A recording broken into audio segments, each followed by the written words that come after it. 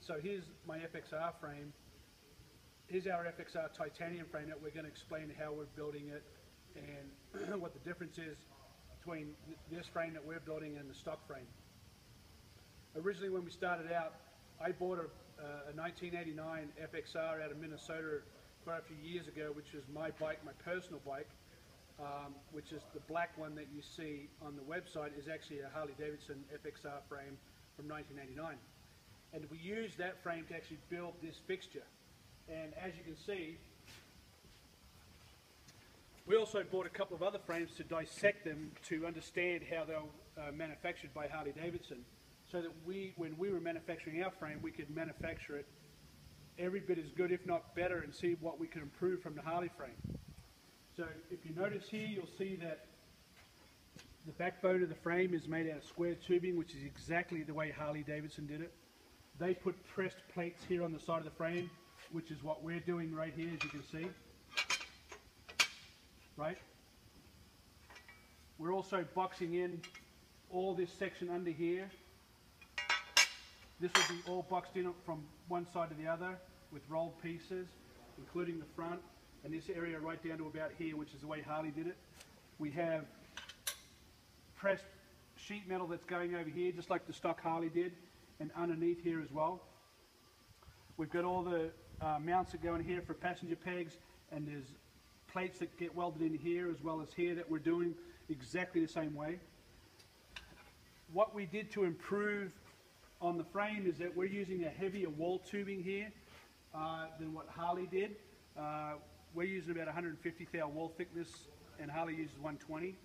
We're using the same wall thickness on the frame tubing, which is 120 wall DOM. And all the mounts, that even the kickstand, down to the kickstand bracket, we're making it. We have it laser cut, we're making it.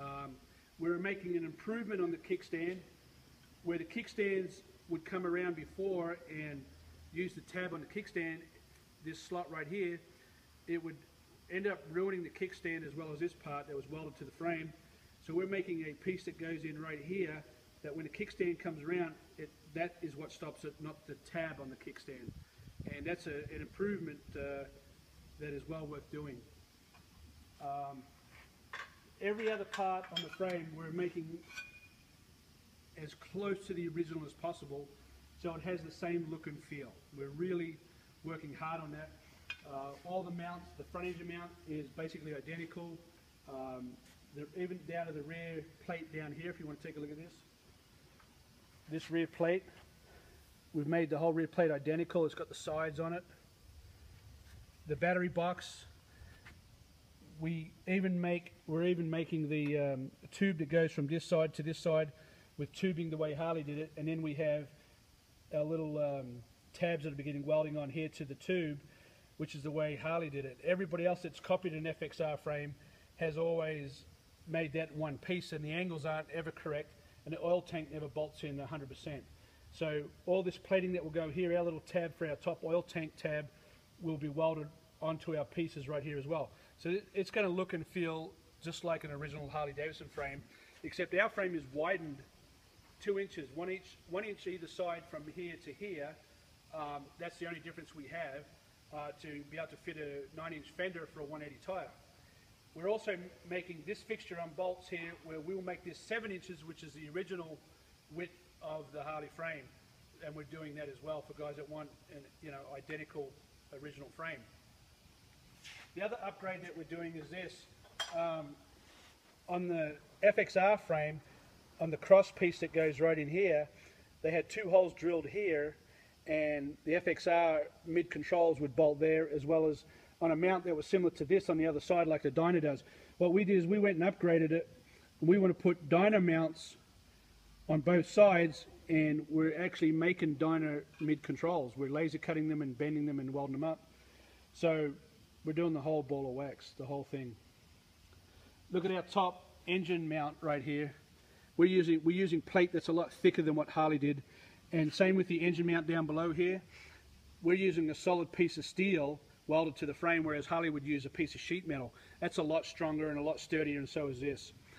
So I just wanted to show you, this is the plate that gets welded over the backbone. This has got to get bent up And these are the holes that we weld the bungs into for the fuel tank mounts, yeah? Just like the original from Harley-Davidson. And there's a piece that gets put in here and a piece underneath that boxes that whole section in, just like on a genuine frame. And the same thing is happening up here in the neck area, besides the big plate that I showed you a minute ago. All this gets boxed in with sheet metal, and I have all, that's all happening. Here's the key switch tab. It's identical to the one that Harley put on their frames. This is just got a scribe line here. We just got to bend it 90 degrees.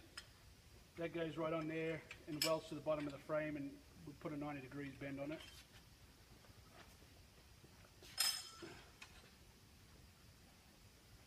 This is the piece that goes in the frame right here for the passenger peg.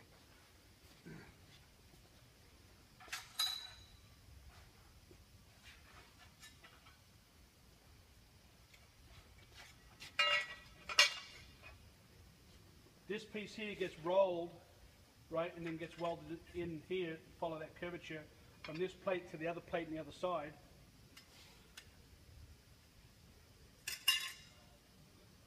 This piece right here goes right in here, right there. See where that is?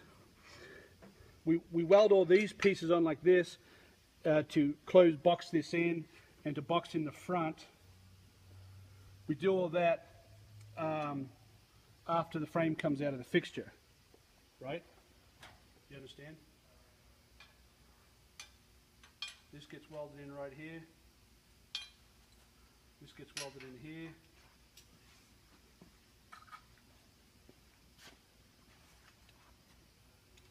This piece gets welded in here. And this piece gets welded in here like that.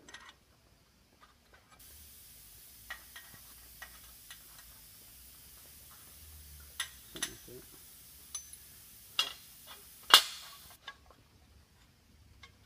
But I can't put these pieces in here unless it's taken out of the fixture. I'm missing, there's a piece that goes, there's also another piece that goes up on the inside here. It goes from here to here.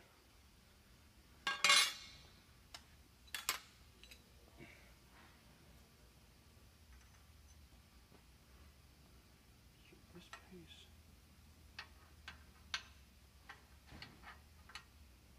So I can't put this piece in here. This piece actually goes down here, but I can't put it in because of this fixture here.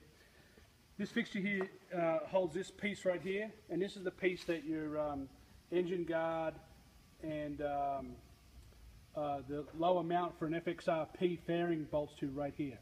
And so that's why this fixture is really important to capture that, and that's why we can't, we don't have this piece in here yet because the fixture's in the way, but we weld all this stuff on after the frame's out of the fixture. As you can see, there's the tab holes here for your plates, for your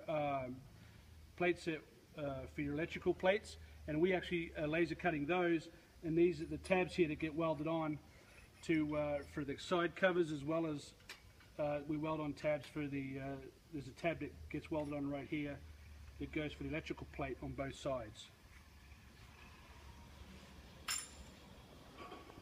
I really need to get all this stuff in boxes up the rest of the time. And this is a fucker right here.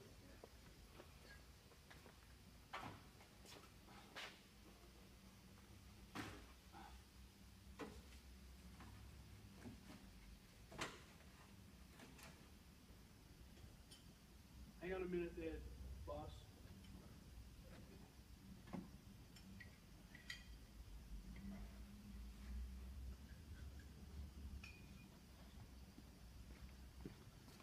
This is the rear master cylinder bracket that will bend up. It's been laser cut, now we're going to bend it.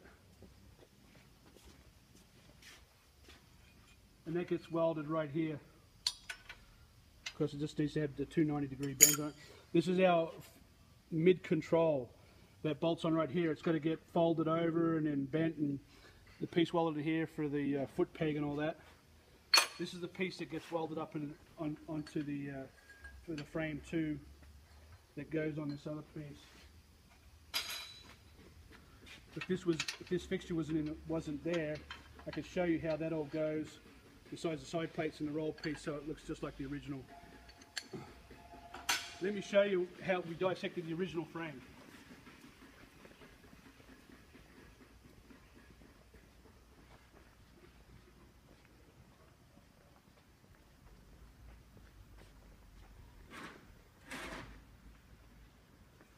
Here's an original backbone from a genuine Harley frame.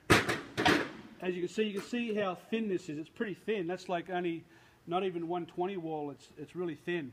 We made ours 156, so this is like pretty damn thin.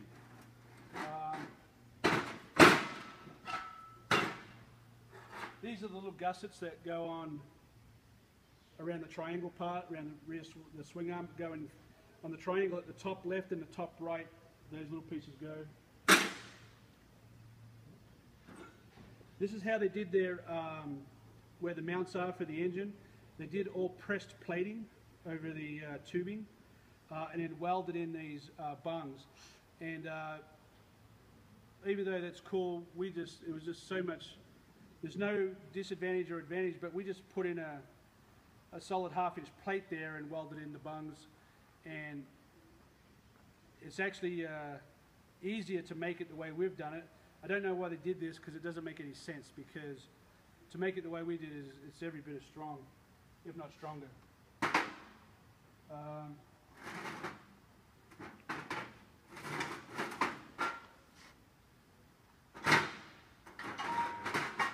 This is just the cross piece. It's actually very thin material right here. It's probably only not even eighth wall, you know. It's not even, well, it's really thin. It's like almost 16, it's like almost like 12 gauge, this cross piece. It's really thin. And this is where your forward control, mid control I should say, would bolt onto the right side. And on this side, of course, there's a little tab on the frame rail that would bolt for your other control. And the swing arm was really bad from Harley. This is a genuine Harley swing arm. And the way they would make it is they would use this tubing, then they would weld the swing arm tubing to this tube here, and it would all distort. And that's why they used cleave blocks, because these holes are so out of round. From the right way to make it is to start off with a piece of tubing here and then weld everything, and then machine these holes in so they'd be perfectly round when you press in things like spherical bearings. They just try to do it as quick as they can, and just would use tubing and then weld it and forget about it, and it would be all distorted, not even a round hole. But that's just the way they manufactured it. Hey, it worked, you know. But we think that if we make this, weld it all up, and then machine this on both sides, then hey, you know what? That's a way better way of doing it.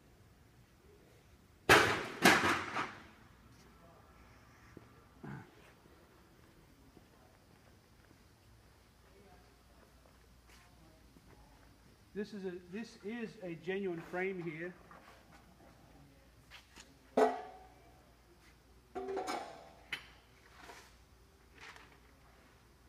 And as you can see by this drawing, this is how we're putting all the plating in this area to box it in just like an original frame. Okay. We just got a round plate that's going around here.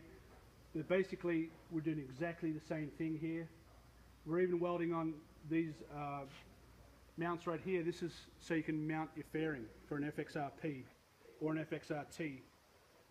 And of course, the fork stop, we're doing exactly the same way. We're putting on the forward mounts here, which are either for your fairing or forward controls, whatever.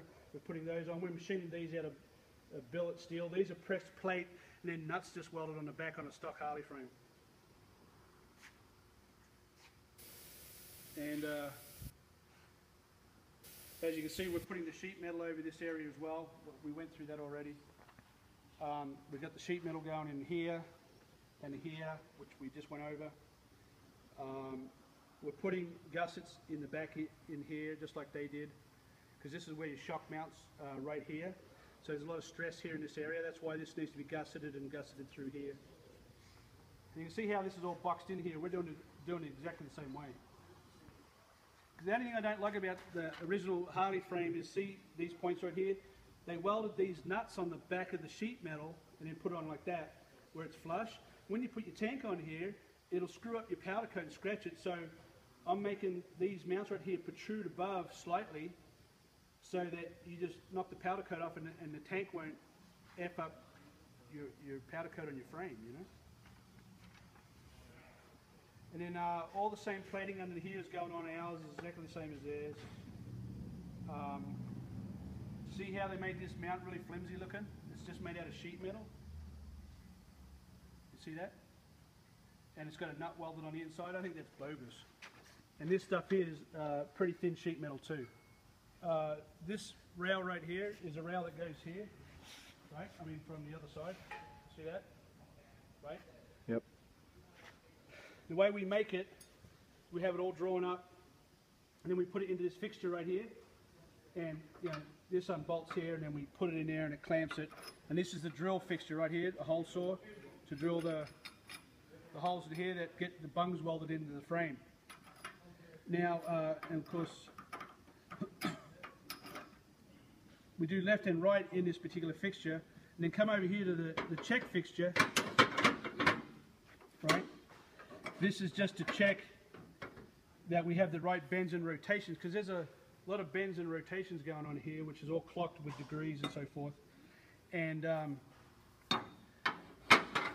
see how this fits in here?